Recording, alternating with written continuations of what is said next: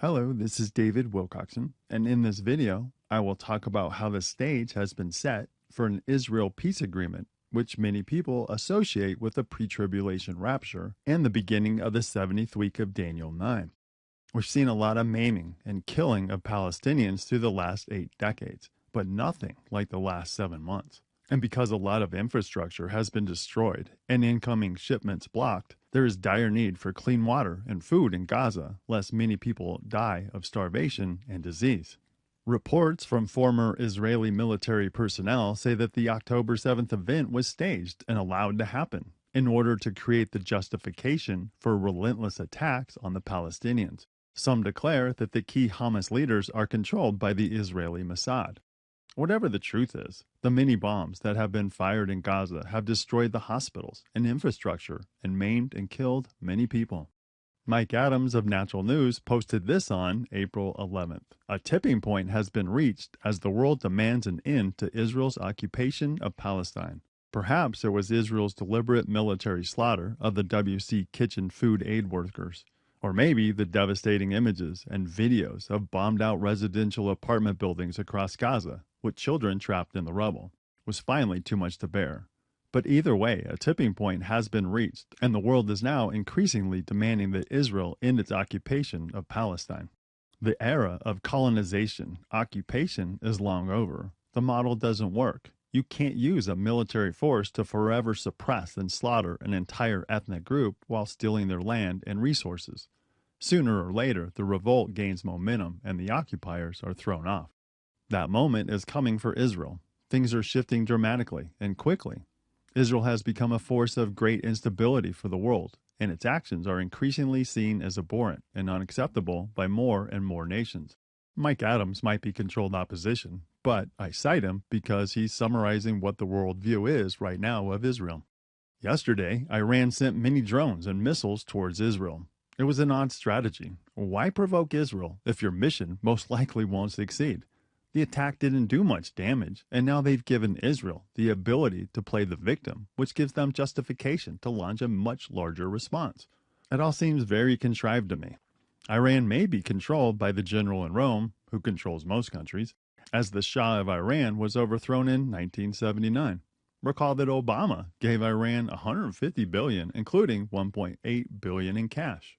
Why would you do that to a country that seems like such a threat to Israel? 2024 is a U.S. election year, so Donald Trump, who wrote the book The Art of the Deal, is in the news more than ever. People like Nathan Leal of Watchman's Cry are teaching that Trump is the one-man Antichrist, saying that he's the rider on the white horse in the first seal of Revelation. And we see people sharing this image of Donald Trump on that white horse. The stage was set for Trump in 1983, as the evil ones make plans long before their fulfillment. Here we see an image by William Coopin, a portrait photographer who shot Trump in New York City for the Manhattan Inc. magazine. He says, "I shot Donald Trump twice. This is my favorite. Trump was offering his services as a peace negotiator between the Israelis and the Palestinians. When Trump was president, he sought to make an Israel peace agreement, as did his son-in-law and former senior advisor, Jared Kushner. But now, more than ever, we can see World War III on the horizon, as Israel bombs targets in Syria and Iraq and makes threats against Iran. If you followed my Revelation Timeline Decoded video series, you know that I think that the whole narrative is controlled by the general in Rome, who is using the situation to push us into the one world government and to promote their false, futuristic prophecy fulfillment explanations to point to a supposed one-man Antichrist. People who have been misled by the futuristic narrative of prophecy fulfillment have been tricked into blindly supporting Zionist Israel. Historicists who see how most of the prophecies in Revelation have already been fulfilled during the last 1900 years see how Zionist Israel fulfills prophecy in a negative way. And I cover that explanation in The Kings of the East in the 6th vial of Revelation 16, The Invasion of Gog and Magog, and the Edomites have taken control of the Holy Land videos. The general and his army may even cause a place like Tel Aviv to be attacked, or perhaps a precision bomb will be used to destroy the mosque on what is called the Temple Mount. But that's a grand deception, as the temple was completely destroyed, as Messiah foretold in his Olivet Discourse. What is called the Temple Mount was the mount of Roman Antonio Fortress. Here's the drawing of what it would have looked like. So here we have the mount. Here's the Wailing Wall. This used to be Roman Antonia Fortress. Now the Dome of the Rock is right here on top of that. Here's the colonnade, the open area and the walkway. And here's where the temple used to be. So now you can see it in right perspective. So this is north on the top. So here's Antonia Fortress. You can see where the Muslim mosque is now. Here's the Wailing Wall. Colonnade right here. And here's where the temple used to be, which is technically called the City of David. Interestingly, there's a road going right through where the temple used to be. And here's the Mount of Olives, which overlooked it over the Kidron Valley. On the olivetdiscourse.com website is a study called Not One Stone, which gives more information about the temple being completely destroyed. With many countries condemning Israel for their attacks on Gaza hospitals and key infrastructure, which is causing people to die from starvation, with Israel engaged in military strikes against Iran, Iraq, and Syria, if there ever was an ideal time for someone to make an Israel peace agreement, the stage is now set. The false prophet, Jesuit superior general, and his army could stage an Israel peace agreement to cause Christians to believe that their supposed pre-tribulation rapture is nigh, as their minds have been programmed to believe in an end times 70th week of Daniel 9, which is started by the supposed one-man Antichrist making an Israel peace agreement. I show in the 70th week of Daniel 9 decoded video series and book that the 70th week was fulfilled on time, after the 69th week, from 27 to 34 AD. The first half of the 7 years was fulfilled when Messiah was anointed at his baptism, and he carried out his 3-year ministry. In the middle of the 70th week, Messiah died for our sins as the spotless Passover lamb, ending the need for temple animal sacrifices. He rose again, revealed himself to his disciples and others, and ascended to heaven. The latter half of the 7 years was fulfilled as the gospel was proclaimed to the Jews. 3,000 Jews believed on the day of Pentecost, and more were added daily.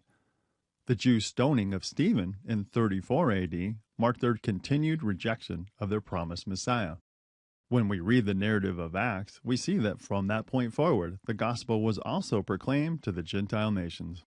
The 70th week of Daniel 9 is not about the end times or the Antichrist. But during the last century, the false prophet and his army has done a stellar job at misleading believers into a false belief about the 70th week of Daniel 9 and Revelation. I have a video called The Enemy is Playing Out Their False Script, which shows how they position events to make it seem like their false futuristic prophecy fulfillment explanations are being fulfilled.